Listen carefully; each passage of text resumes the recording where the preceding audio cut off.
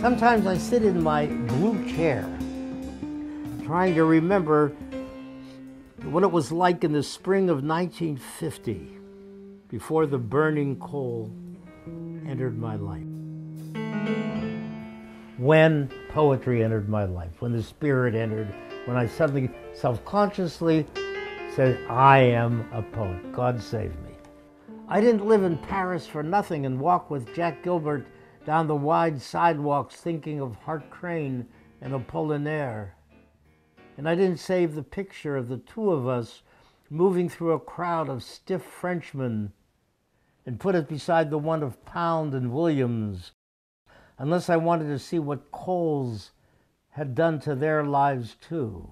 I think of Gilbert all the time now, what we said on our long walks in Pittsburgh, how lucky we were to live in New York, how strange his great fame was in my obscurity, how we now carry the future with us, knowing every small vein and every elaboration. This is about having a friend in poetry, and it's sort of, they're not exactly young, but they're not exactly old either. It's a poem of young poets walking through Paris. One is doing better than the other. His great fame, my great obscurity.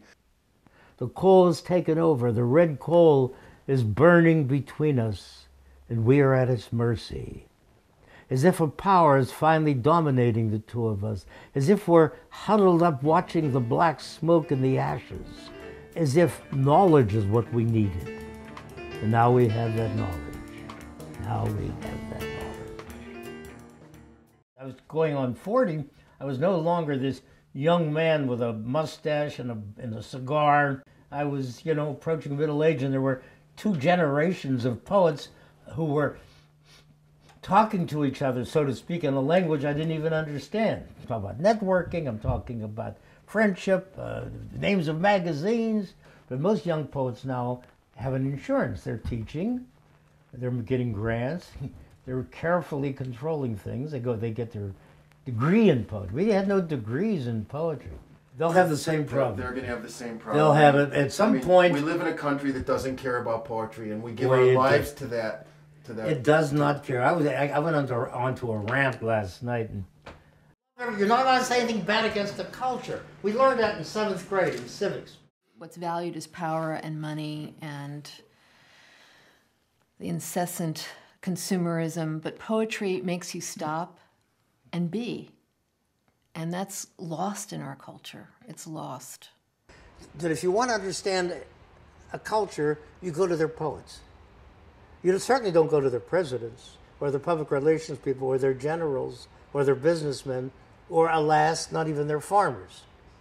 You go to their poets. It's a great pleasure to be here among friends instead of enemies. And I have some idea about what I'm going to do, but not altogether. Because if I knew altogether what I was going to do, then I know when I was going to die.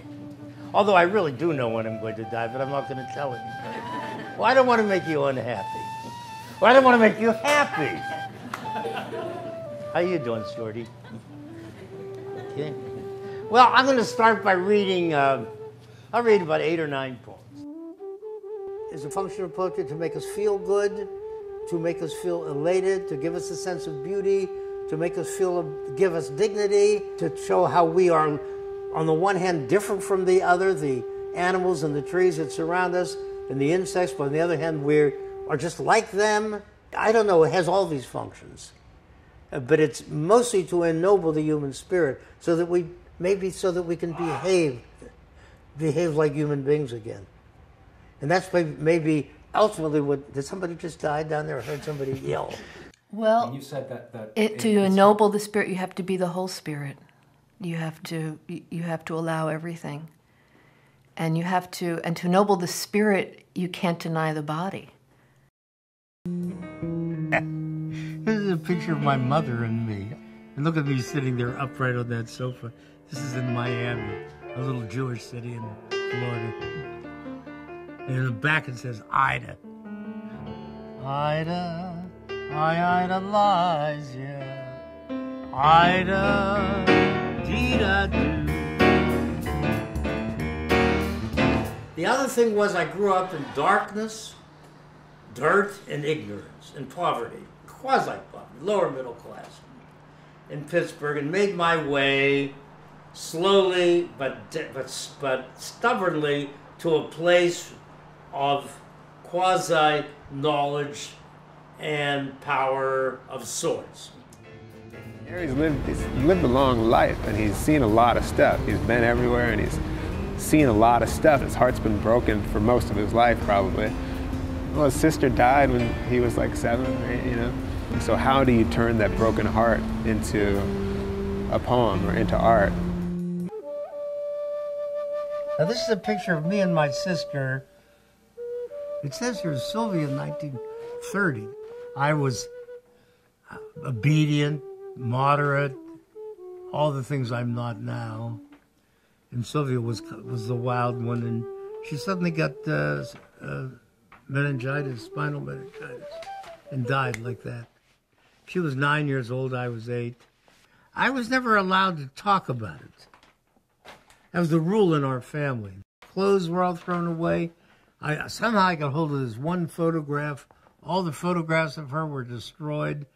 Sylvia, in a way, was my muse. In a way, her death became the motif and the stimulating force, the sense of loss. Not that one doesn't lose a sister. My God, people die. Across the space, people with stars.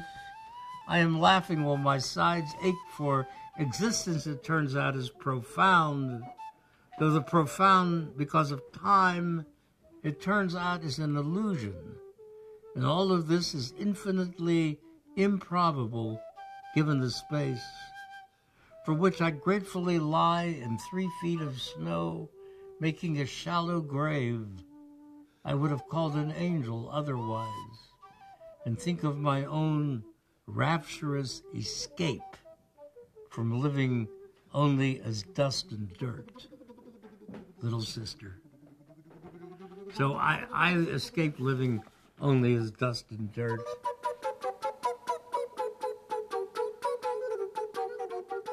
Well, Stern is just an American original, incredibly passionate, intense, imaginative, energetic poetry. Jerry's one of our greatest living poets.